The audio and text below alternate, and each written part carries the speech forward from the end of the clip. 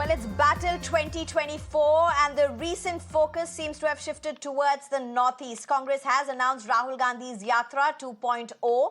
The Yatra will begin from Manipur on January 14th, a state that has witnessed unprecedented violence this year. And the Yatra will end on March 20th in Mumbai. This will mark the beginning of the crucial election year. But it comes after the recent setbacks. Apologies, January 20th is when it will end. It comes after the recent setback in assembly polls, which saw BJP in the lead. However, in West Bengal, BJP has repeatedly been firing the CAA salvo. Amit Shah has said it is the law of the land and will be implemented. This is just days after the Minister of State for Home Affairs, again in West Bengal, said that Rajya Sabha has set a deadline for March 30th to formulate the rules. Elections are often a battle of perspectives. Let's listen in to what they've had to say. पश्चिम बंगाल में Bharatiya Janata party की सरकार बनने का मतलब है गाय की तस्करी रोक देना। पश्चिम बंगाल में भारतीय जनता पार्टी की सरकार बनने का मतलब है शरणार्थी जो आए हैं उनको सीएए के माध्यम से नागरिकता दे देना। आज मैं आप सबके सामने कहकर जाता हूं, सीएए इस देश का कानून है, इसको कोई रोक नहीं सकता, सबको नागरिकता मिलने वाली है। See, Amit Shah ji is perhaps the most incompetent home minister in independent India. How come he has time to comment on CAA? How come he has time to go and watch his son administer cricket matches in Ahmedabad, but does not want to comment on Manipur? Does not want to come on the floor of the House on record on the Parliament attack, on the breach of security in the Parliament? Has he made a statement yet? So, as a Home Minister, he should have done it suo moto. 150 MPs have been suspended, all because to protect the incompetence of the Home Minister. Congress party अब राहुल गांधी जी न्याय यात्रा पे निकलना चाहती है, लेकिन केवल शब्दों के प्रयोग से न्याय और ये सब नहीं होता है।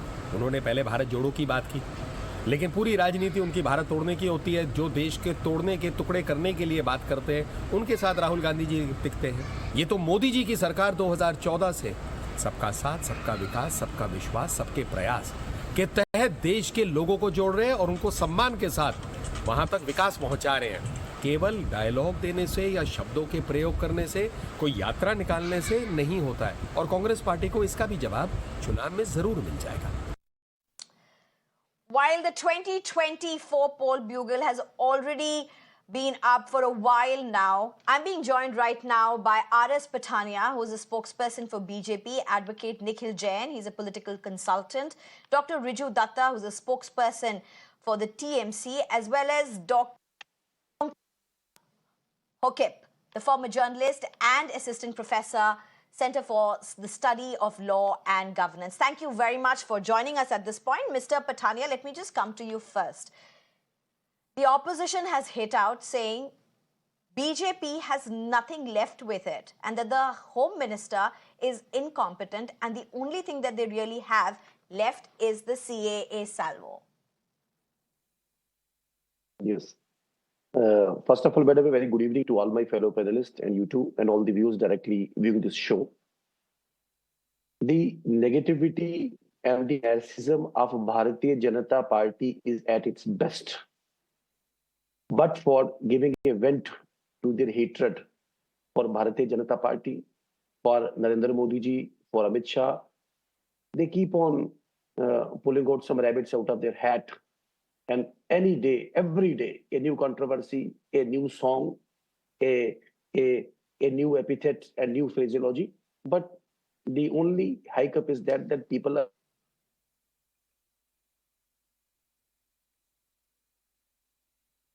Right, we seem to have some issue with R.S. Pathania's line and we'll try to reconnect him on this. But Advocate Nikhil Jain, the last time when the Yatra was done, there was a patch which could not be completed.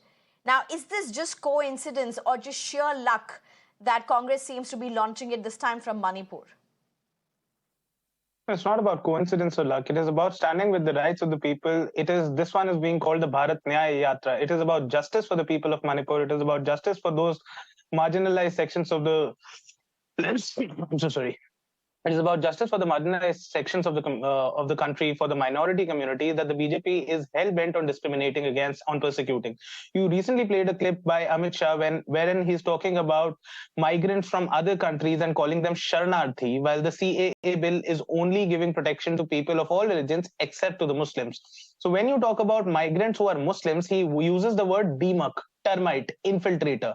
But when he talks about migrant from any other religion, he uses the word Sharanarthi, refugee.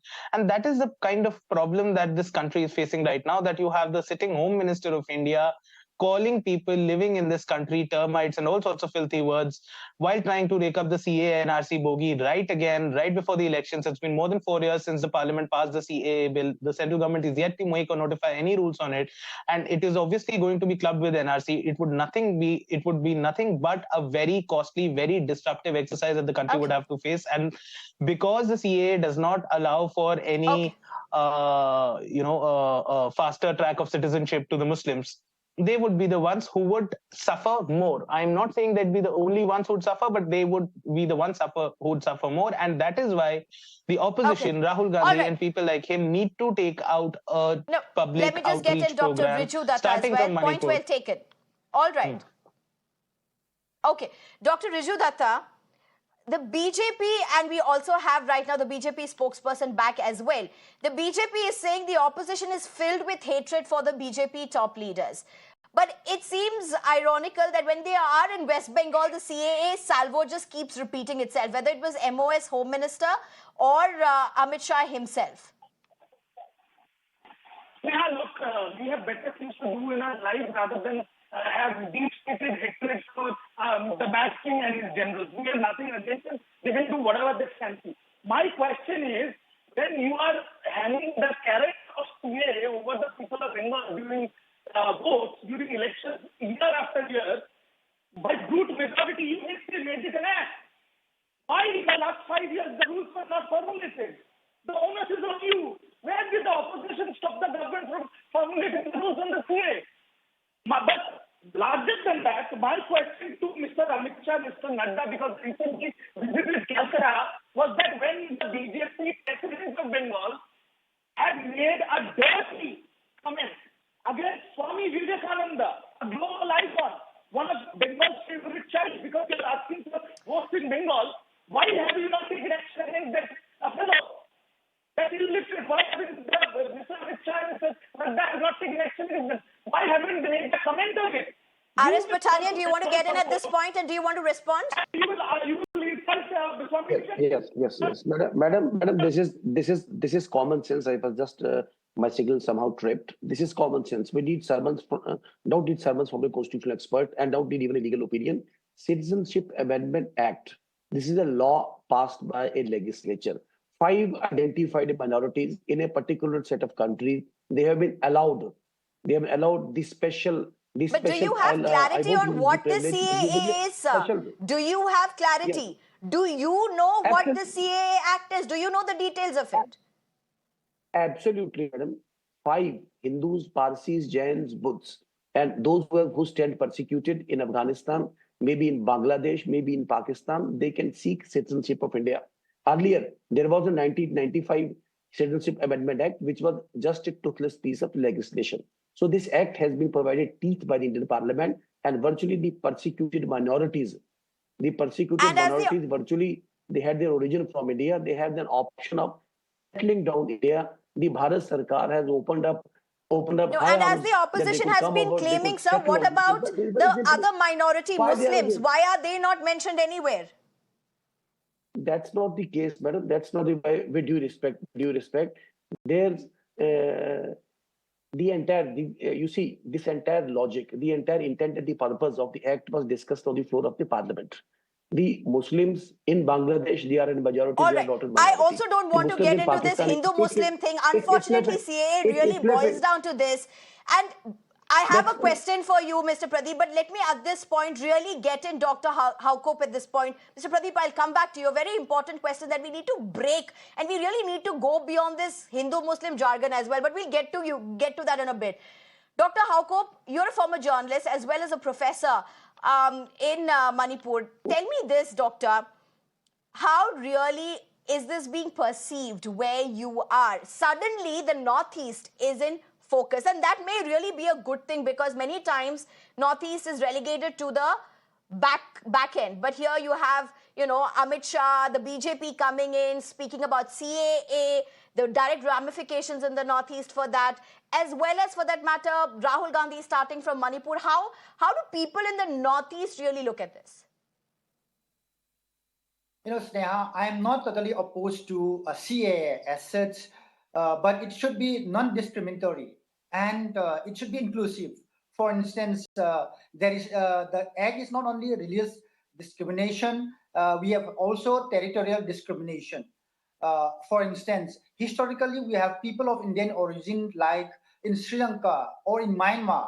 So if they are persecuted, if not religiously, they can be persecuted ethnically. So why can't they have the right to come to India and seek citizenship? So this kind of acts has to be, further amended to include, territorially certain areas within the borders of India.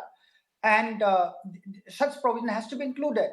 For instance, in India, we have, particularly in Northeast, we have diverse ethnic groups, people who have historically migrated to different parts of the neighboring countries like Myanmar or even beyond.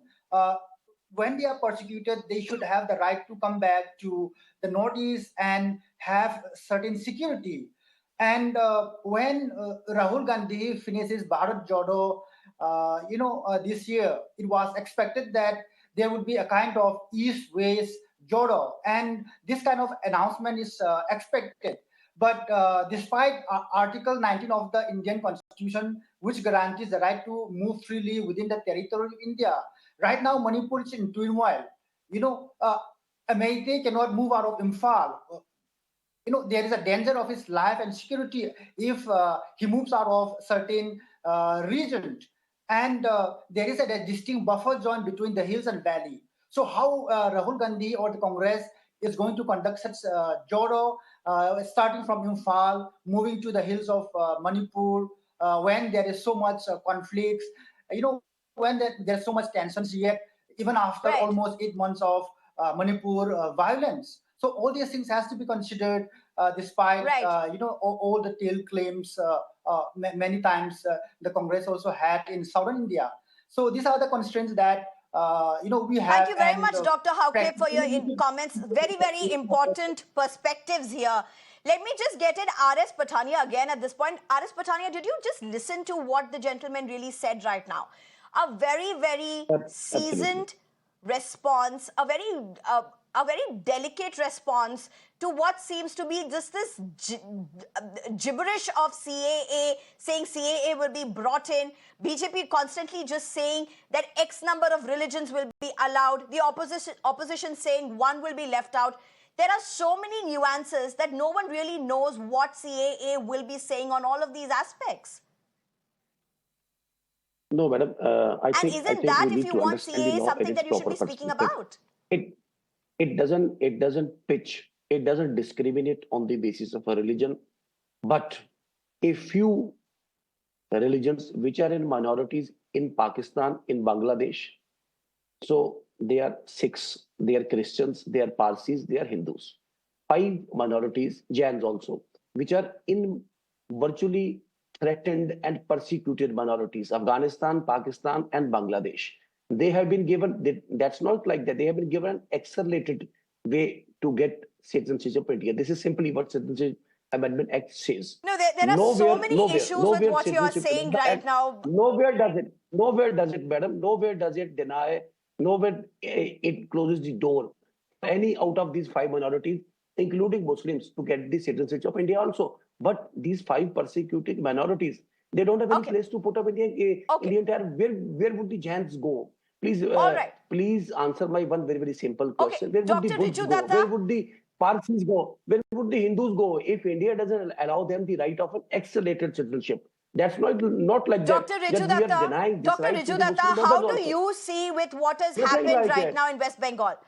With what Mr. Pathania is saying, how do you see what's happening in West Bengal? BJP stall claims it's a bugle for 2024, literally.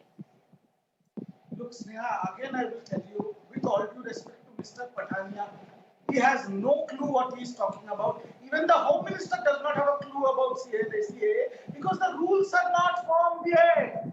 In the last 4 or 5 years, after the act was made, after the act was passed by huge majority, 3-4 times it was raised in the parliament, and the rule formation committee of CAA wanted more time. So nobody knows what is there in the CAA. Okay, one question, let me just specify this. BJP has made it very clear, whenever they're coming to West Bengal and they're nearing Northeast, they're talking about CAA. How is TMC, what is TMC's strategy? Not getting into what the CAA is because there's so much of ambiguity all over it. There are certain things that are only we know about it. But what is TMC's response? How are they going to counter what seems to be a BJP strategy? I'll give you a very straightforward answer. Mr. Amit Shah came to Bengal yesterday and he gave a target of 35 Lok Sabha seats to Bengal BJP for the upcoming election. Our strategy is we are going to go to the people of Bengal based on the development we have done. We will fight with the people of Bengal, and the BJP, the way they have disrespected our icons like Rabindranath Tagore, to Swami Vivekananda. Even yesterday, our BJP spokesperson on some channels called all Bengalis as menial laborers in South India. So we are going to go to the people of Bengal with our own narrative. And like last time, I'm making this tall claim on your channel. If BJP gets 35 seats in the upcoming Lok Sabha, I will quit politics. They have no relevance on the ground. They don't understand the pulse of Bengal, and they keep on disrespecting Bengal state. All right, style. 30 seconds. Mr. Pathania, 30 seconds to respond to this challenge. 30 seconds. Madam, I'll respect the view of my London panelists, but just go through what Jawaharlal Nehru said on the floor of the parliament. Just go through what Ram Manohar Lohia ji said. Just go through. I'll just read out what Mahatma Gandhi ji said. It is. I'll just. 30 seconds, sir. Aapko read out karna hai. 30 seconds. I'll have to stop you.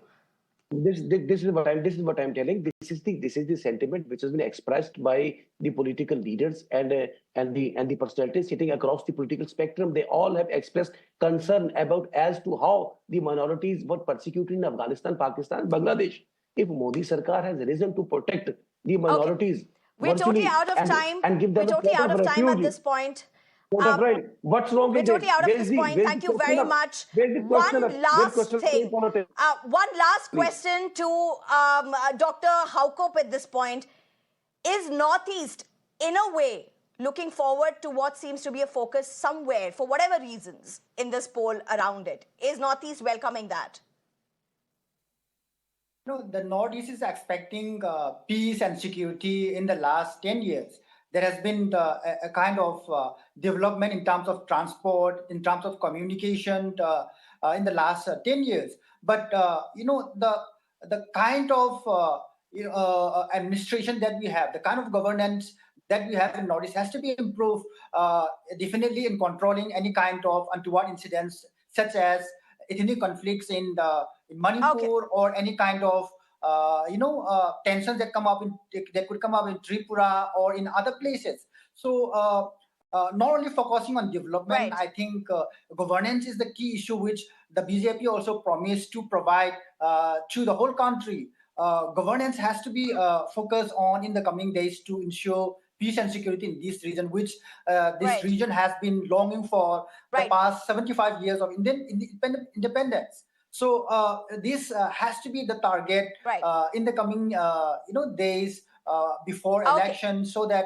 normalcy is returning to Manipur. Fair enough. The political aspiration of minorities are looked into. And Dr. Haukop, I'm really sorry I'll have to interrupt you. We're totally out of time. But I would just leave this show with the comments that he's really saying. Very sensible. Whether you are making a promise of CAA or whether you are going on a yatra, whatever the political mileage really may be, whether you're opposing it or supporting it, the voice from the Northeast really is just one. They need stability, peace, and development. I think India must assure the Northeast, which is part of India, one part of India, that the rest of the part is just with them, and high time they got each of these things. Thank you very much for joining us.